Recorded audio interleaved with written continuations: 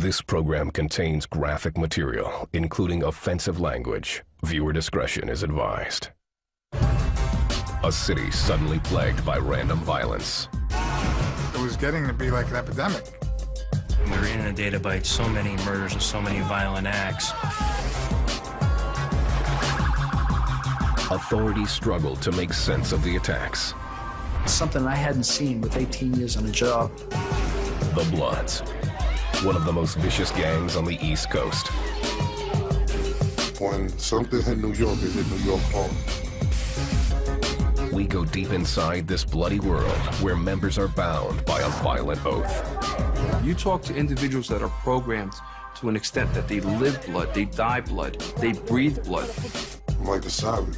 I don't care. That's the life I live.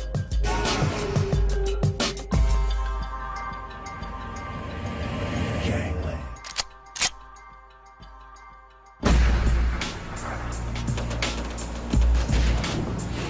New York City, the late 1990s. An unknown group had unleashed a reign of terror on city streets. Innocent people's faces were being slashed with razors and box cutters. What we started seeing is this random, pointless violence. These were normal, everyday people, you know, commuters on a train going to and from work. We're cutting the random strangers on a train with a razor.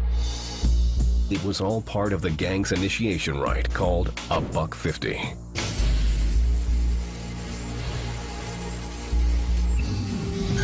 They want to inflict 150 stitches to the person's face so that they would be disfigured for life and they'd have a reminder or remembrance of their encounter with the gang member. That was the whole idea of it. Investigators linked the attacks to the East Coast's fastest rising black street gang, the UBN.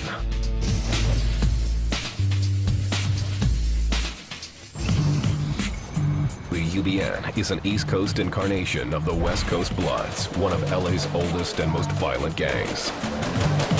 East Coast, West Coast Bloods meet, they greet each other as Bloods.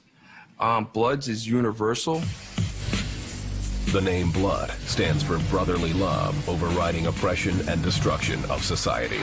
That concept and that idea, the brotherly love, working together for a common cause. Some individuals are so heavily programmed that there's no turning back.